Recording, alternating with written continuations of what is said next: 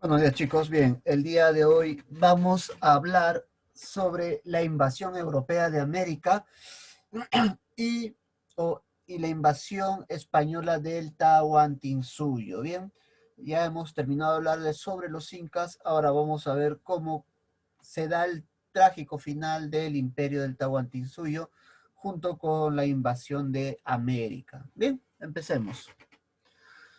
Muy bien, chicos. Iniciemos hablando un poco de los europeos en el imperio. Bien, hay que recordar esta fecha importante, que es el año 1492, ¿no? Que va a constituir un hito muy importante para España. ¿Por qué razón? Porque después de un viaje transatlántico de 30 días, ¿no? De 30 días, Cristóbal Colón va a desembarcar en la isla, en una isla caribeña, ¿correcto? Y se va a dar un descubrimiento o el descubrimiento de nuevo mundo, ¿no? Lo que pasaría a llamarse nuevo mundo, ¿no? Cuando recordamos, o hay que recordar que cuando Colón llega a las Antillas, que son este conjunto de islas, él pensaba que había llegado a unas islas cerca al territorio de China equivocadamente, ¿no? Pero posteriormente se descubrirá o se darán cuenta que era un territorio nuevo, ¿no? Y por eso se habla del descubrimiento de Nuevo Mundo en 1492. Esto va a generar una enorme oportunidad para las grandes ambiciones que tenía España, las ambiciones materiales, militares y religiosas. Porque si recordamos un poco, con este descubrimiento, España se convierte en el imperio más poderoso de Europa por mucho tiempo, ¿no? Porque las riquezas que conseguirá de América generarán o impulsarán su imperialismo, ¿bien? Entonces, de esa manera es como España empieza a ganar gran poder en Europa. Ahora, el establecimiento de los españoles en tierra firme. Una vez los españoles estuvieron en las Antillas, para el año 1508, mediante una firma de la capitulación de Burgos, Fernando de Aragón va a autorizar la ocupación de tierra firme o Nuevo Mundo, ¿no? Y esta sería dividida para su conquista, ¿no? El centro de división sería el Golfo del Darién. Este punto de acá viene a ser el Golfo del Darién, ¿no? ¿Y cómo se dividiría Nuevo Mundo? Al oeste del Golfo, hacia esta zona, recibiría el nombre de Castilla de Oro, que hoy en día conocemos como los territorios de Costa Rica y Panamá, ¿no? Y su conquista sería encargada a Diego de Nicuesa. En el caso de la zona este del Golfo, va a ser denominada Nueva Andalucía. Hoy comprendió los territorios de Venezuela y Colombia, y su conquista va a ser encargada a Alonso de Ojeda, ¿no? Entonces, de esa manera se va a distribuir la división de tierra firme, ¿no? O Nuevo Mundo para el inicio de la invasión y conquista de estos territorios. Ahora, durante las etapas de invasión y conquista de este territorio, llegarán las primeras noticias del Perú a oído de estos invasores, ¿no? ¿Y quiénes van a ser los primeros que tengan noticias de Perú? Pues vamos a tener en primer lugar a Vasco Núñez de Balboa, ¿no? Quien realizó expediciones cortas, pero estas expediciones fueron importantes porque realizó descubrimientos, entabló amistad con caciques de la zona como el cacique Comagre, ¿no? Que a través del quien recibirá la noticia de que existía un imperio muy rico al sur del continente, ¿no? Entonces acá ya es Vasco Núñez de Balboa quien va a escuchar sobre las primeras noticias de la existencia del gran imperio del Tahuantinsuyo. De la misma forma, en sus exploraciones, logrará descubrir el Mar del Sur el 25 de septiembre de 1513, ¿no? El Mar del Sur que posteriormente recibirá el nombre de Océano Pacífico. Luego tenemos a Pascual de Andagoya. Bien, Andagoya va a llegar a tierra firme junto con Pedrarias o Pedro Arias Dávila, quien sería el nuevo gobernador de Panamá. ¿no? Y se ubicaría en Castilla de Oro. Posteriormente, desde esa zona, empezará una serie de exploraciones que lo llevarán hasta una fortaleza que era defendida por los guerreros del señorío de Virú. Acá también él va a recibir noticias del territorio o del Tahuantinsuyo, del gran imperio del Tahuantinsuyo, ¿no? Entonces, Andagoya no continúa sus exploraciones porque enferma y retorna a Panamá. Una vez en Panamá, le informa de todos sus descubrimientos al gobernador de Panamá, y acá es donde se establece por primera vez el nombre que recibiría nuestro territorio, ¿no? Que inicialmente se le llamó Virú, posteriormente cambiaría a Pirú y luego se establecería con el nombre de Perú. Entonces, ahí es donde surge el nombre de nuestro país. Junto con estos informes, había un hombre que vivía ya cierto tiempo en Panamá y había ayudado en múltiples exploraciones, ¿no? Y se entera de este territorio rico al sur del continente, ¿no? Nos estamos refiriendo a Francisco Pizarro. Cuando Francisco Pizarro se entera sobre las noticias de un reino muy rico, lleno de oro, al sur del continente, va a iniciar una compañía para poder explorar y conquistar esa zona, ¿no? Para ello requería de socios, y a quienes los llamará para ser sus socios será a Diego de Almagro y Hernando de Luque, ¿no? ¿Cómo se dividirían el trabajo de la sociedad estas tres personas? Francisco Pizarro sería el encargado de dirigir la exploración. Diego de Almagro sería el encargado de contratar los hombres y los pertrechos para la exploración. Y Hernando de Luque daría el apoyo económico. Esta fue una empresa privada inicialmente porque ellos con su propio peculio iniciaron todo este proyecto, ¿no? El Estado de España o el Reino de España solamente los apoyó dándole los permisos. Pero Hernando de Luque, chicos, Hernando de Luque no era realmente la persona que generalmente pensamos que era el que tenía dinero, sino Hernando de Luque era un testaferro de un rico comerciante llamado Gaspar Espinosa, quien es el que realmente dio el dinero para que Francisco Pizarro y Almagro iniciaran las exploraciones, ¿no? La compañía que ellos formaron inicialmente se llamó la Compañía Perulera o de Levante, ¿no? Y como les dije, fue privado.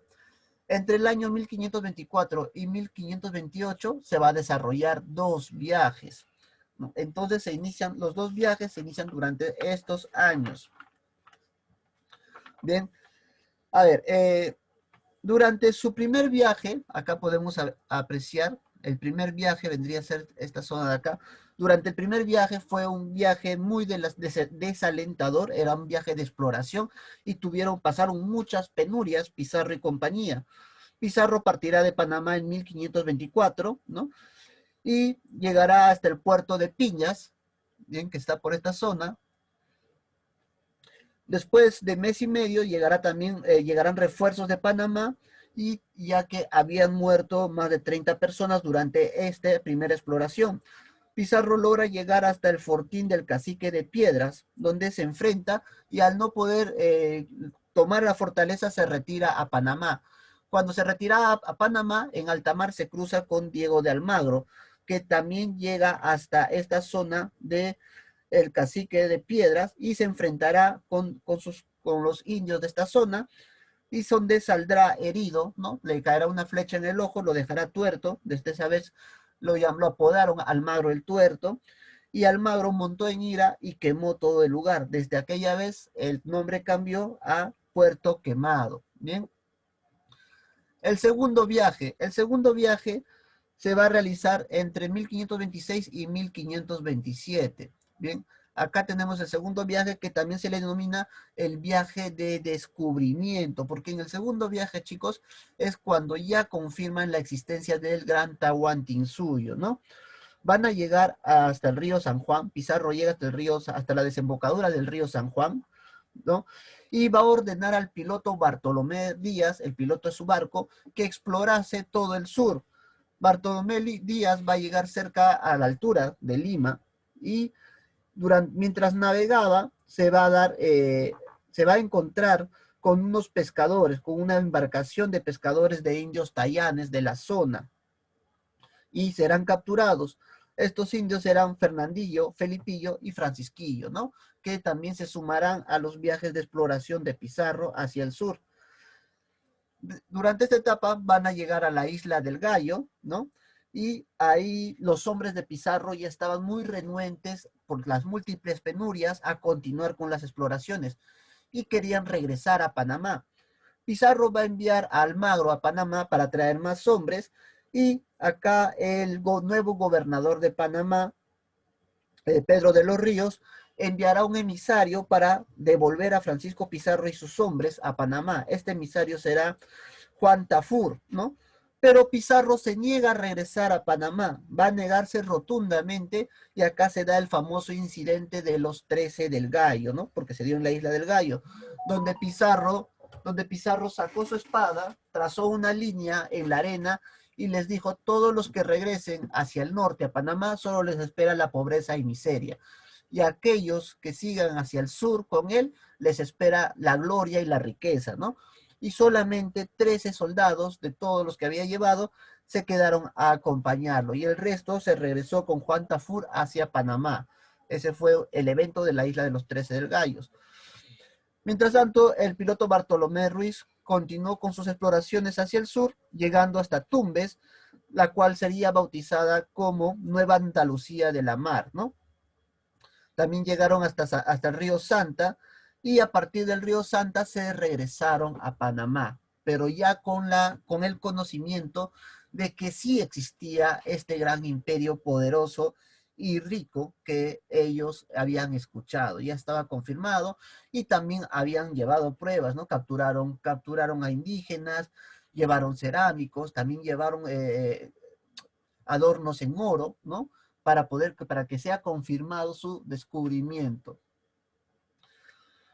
Una vez Pizarro en Panamá quería iniciar el tercer viaje rápidamente, pero el gobernador de Panamá no le permitió realizar el tercer viaje. Entonces, ¿qué es lo que hace este Pizarro, chicos? Viaja hacia España para realizar la capitulación de Toledo en 1529, ¿no? Mediante esta capitulación, Pizarro va a recibir el apoyo del rey Carlos I o V. ¿Por qué rey Carlos I o V? Porque recordemos, chicos, que el rey Carlos I gobernó España y también fue rey de Alemania. En España se le conoció como Carlos I y en Alemania como Carlos V.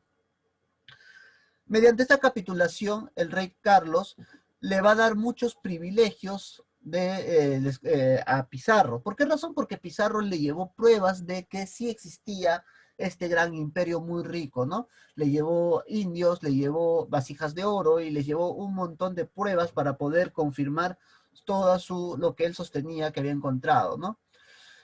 Entonces, por esa razón es que Carlos V firma la capitulación de Toledo, ¿no? Y le autoriza a que continúe con el descubrimiento.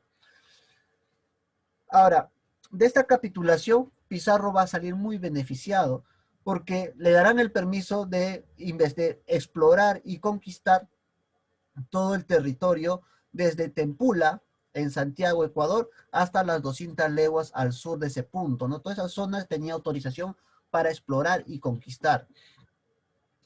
Se le reconocía el rango de gobernador y capitán general de la gobernación, con un sueldo muy elevado, ¿no? Y el gobernador de Nueva Castilla. Entonces le dan ese título a Pizarro. También se le concede el derecho a otorgar tierras y encomiendas. ¿Qué quiere decir? Pizarro tiene la autorización para entregar tierras con indios a los españoles que lo apoyaron, ¿no? Y Diego de Almagro posteriormente recibirá su propia gobernación, ¿no? Porque recordemos que entre Diego de Almagro y Pizarro posteriormente surgirán enemistades, ¿bien? Entonces, chicos, en esta capitulación, Pizarro obtendrá los títulos de gobernador adelantado, alguacil mayor, general de Nueva Castilla, ¿no? Almagro solo recibirá el título de gobernador de la fortaleza de Tumbes y un sueldo menor que el de Pizarro. Hernando de Luque, el obispo, recibirá el obispado de Tumbes y el título de protector de los indios. Y el caso de los 13 hombres que siguieron a Pizarro después del acontecimiento de la isla del Gallo, serán nombrados caballeros de espuela dorada. Y a Bartolomé Ruiz, el piloto del navío que llevó a Pizarro en todas las exploraciones, será nombrado piloto mayor de la Mar del Sur, ¿no? Entonces todos los hombres que acompañaron a Pizarro tuvieron grandes recompensas. Y de esta manera, chicos, Pizarro iniciará el tercer viaje, su tercer viaje, el cual será ya el de invasión, el de conquista, ¿no? Este tercer viaje va a iniciar en el año 1531, ¿no? Hasta el 1533. Pizarro partirá de Panamá, ¿no? Con casi 200 españoles, guiados definitivamente por el piloto Bartolomé Ruiz, y van a llegar hasta San Mateo, ¿bien? Llegarán hasta San Mateo y desembarcarán en esta zona para continuar a pie por la península de Coaque, ¿no? En esta zona, muchos de sus hombres van a contraer la enfermedad de la verruga, ya que era una zona pantanosa. Después va a continuar su viaje hasta Tumbes. Cuando Pizarro llega a Tumbes, se va a dar con la sorpresa de encontrar ciudades destruidas y encontrar un ambiente de guerra. ¿Por qué razón? Porque lamentablemente cuando Francisco Pizarro pone un pie sobre el Tahuantinsuyo, ya Huáscar y Atahualpa, los hijos de Huayna Cápac, estaban en una sangrienta guerra civil, estaban enfrentándose en una guerra civil, ¿no? Entonces había rastros de guerra por todo lado. Bien, durante su recorrido, Pizarro conocerá al curaca de Poechos, ¿no? Quien le brindará su apoyo y lo recibirá. Y acá es donde Pizarro por primera vez van a leer el requerimiento en esta zona, ¿bien? ¿Y qué cosa era el requerimiento, chicos?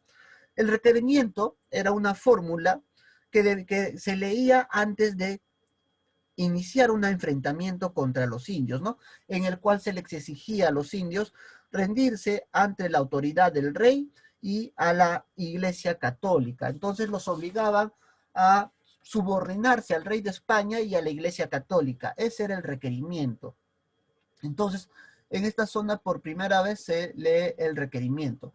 Posteriormente, Pizarro continuará su recorrido hasta llegar a lo que hoy actualmente conocemos como Piura. En Piura fundará la primera ciudad hispana en territorio peruano, ¿no? Que será la ciudad de San Miguel de Tangarará o San Miguel de Piura, ¿no? Y durante todo este recorrido Pizarro contaba con 62 hombres a caballo y 106 hombres a pie, ¿no? Los cuales llegarán a Cajamarca el 15 de noviembre de 1532. Y recordemos que en Cajamarca se encontraba el Inca Atahualpa descansando después de haber logrado derrotar a su hermano Huáscar en la terrible batalla civil que tuvieron, en la terrible guerra civil que tuvieron en el Tahuantinsuyo, ¿no? Entonces es ese año en el que Pizarro llega a Cajamarca. Y durante esta etapa se dará la captura de Atahualpa, lamentablemente, ¿no?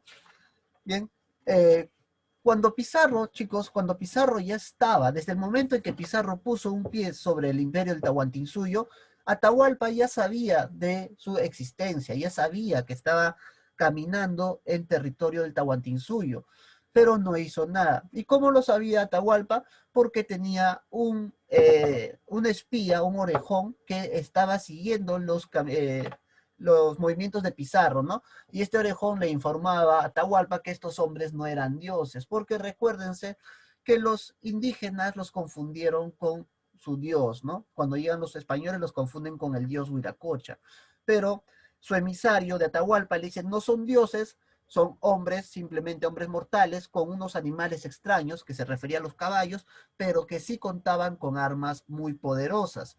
Entonces, Atahualpa, bajo ese informe, se siente tranquilo, ¿no? Y muy confiado, o sea, peca de confiado. Entonces, chicos, cuando Pizarro está en Cajamarca y Atahualpa estaba en su campamento descansando, Pizarro decide enviar a 2 emisarios para entrevistarse con Atahualpa, ¿no? Y para pedirle una cita, una entrevista con Pizarro, ¿no? ¿Con qué fin? El fin era capturar al Inca. ¿A quiénes envía Pizarro? Bueno, envía a Hernando de Soto y a su hermano Hernando Pizarro, ¿no? Ellos llegan y se entrevistan con Atahualpa, ¿bien? Para invitarlo a que se entreviste con Pizarro. El Inca va a reprocharle a estos hombres por haber entrado a su territorio y hacer uso de sus posesiones, ¿no? Y bienes. Y los va a retar a demostrar su poder, ¿no? Que decían tener, ordenándoles atacar a un curaca que se había mostrado rebelde contra él. Entonces ahí Atahualpa se da cuenta del poderío del armamento de los españoles, ¿no? Entonces Atahualpa acepta reunirse al día siguiente con Francisco Pizarro, ¿no? Y al día siguiente, cuando Atahualpa marchaba con toda su hueste, con todos sus hombres, en una ceremonia, ¿no? Porque recordemos que era una marcha ceremonial cuando llevaban al Inca, ¿no? Iba el Inca adelante y atrás de él iba otro señor que era el señor del el Chincha y Camac, el señor de Chincha, que lo acompañaba a todos lados, ¿no? Entonces, mientras él ingresaba a la plaza de Cajamarca, Pizarro ya tenía organizado a todos sus hombres, los tenía ocultos para emboscar al Inca, ¿no? Y para esto envía al fray Francisco Valverde a que le lea el requerimiento, ¿no? Y Francisco Valverde, tomando la Biblia, le dice que esa es la palabra de Dios, que él debe subordinarse ante la corona del rey, ¿no? Y ante la Iglesia Católica. Y Atahualpa coge la Biblia, lo acerca a su oído y le dice a Valverde, ¿no? Tu Dios no habla, no me dice nada y tira la Biblia. Entonces Valverde grita blasfemia y a la voz de Santiago entra Pizarro y sus hombres a atacar a toda la multitud que acompañaba a Atahualpa, ¿no? Atahualpa fue sin sus guerreros, o mejor dicho, sus guerreros estaban desarmados y no pudieron ayudarlo y fue capturado fácilmente, ¿no? Entonces, es ahí donde da el inicio del fin del imperio del Tahuantinsuyo. Con esto, chicos, se ejecuta la primera parte de la invasión española al Tahuantinsuyo. Pizarro nombrará Inca a Tupac Hualpa, que era otro hijo de Huayna Cápac, hermano de Huáscar y hermano de Atahualpa, ¿no? Entonces, de aquí iniciará lo que viene a ser la marcha hacia el Cusco. Pizarro ya se iba informando que el Inca era la máxima cabeza del imperio y el imperio se veía desorganizado si no tenía al Inca. Para el 11 de agosto de 1533, los españoles inician su expedición hacia el Cusco, ¿no? Pizarro iba ganando aliados en ruta hacia el Tahuantinsuyo para enfrentarse a lo que quedaba del ejército de Atahualpa. Recordemos que había muchos pueblos que odiaban a los incas, entre ellos estaban los chancas. Aparte también los pueblos o los hombres seguidores de Huáscar vieron en los españoles como sus salvadores, ¿no? Y sus vengadores por la muerte de Huáscar. Entonces los apoyaron, ¿no? Entonces acá Pizarro aplicó el dicho de divide y vencerás, porque recibió apoyo de múltiples etnias, ¿bien? Para lograr enfrentarse en Jauja a lo que quedaba del ejército de Atahualpa, ¿no? Esto se va a dar en 1534, donde se establece, en Jauja, para el año 1534, se va a establecer la primera capital de Nueva Castilla, ¿no? Que en el año 1535 será reemplazado por Lima. Inicialmente fue Jauja porque era un valle muy productivo, hasta el día de hoy es un valle muy productivo, pero carecía de salida al mar, ¿no? Lo que los españoles requerían, tener una salida al mar. Por esa razón, finalmente decidieron que Lima sería la capital del nuevo imperio, o perdón, de la nueva colonia española. Y bueno, Pizarro se ve obligado, ya que había matado o había ordenado el asesinato de Atahualpa, a nombrar un nuevo inca, y este será Tupac Hualpa, ¿no? Que también era hermano de Atahualpa, hijo de Huayna Cápac, pero él era muy joven, y Tupac Hualpa será asesinado en la ruta hacia el Cusco. Mientras viajaban de Cajamarca hacia Cusco, fue asesinado, fue envenenado, ¿no? Por esa razón que Pizarro decide nombrar a otro hijo de Huayna Cápac como nuevo inca, y ese sería Manco Inca, ¿no? Junto con Manco Inca, Pizarro entraría al Cusco de forma triunfadora, ¿no? Y siendo recibido de la mejor manera. Lamentablemente, la gente del imperio del Tahuantinsuyo se equivocó enormemente. A esto favoreció, o mejor dicho, a la invasión le favoreció la guerra civil que se estaba dando en el Tahuantinsuyo, y Pizarro entra triunfante con Atahualpa, perdón, con Manco Inca a la cabeza como nuevo Inca, ¿no? Pero Manco Inca, que era muy joven también, fue nombrado Inca siendo bastante joven, con el pasar de los meses se dará cuenta de las ambiciones de los españoles y de cómo estaba afectando al imperio, ¿no? Y cómo estaban destruyendo el Tahuantinsuyo, y se terminará rebelando, ¿no? Pero esa es otra historia. Bien, chicos, bueno, espero me hayan podido entender. Acá les dejo la tarea, van a desarrollar la página 41 al 44 de su libro, esquematizan el tema y dibujan o pegan el tema. Nos estamos reencontrando en unos minutos en la asesoría.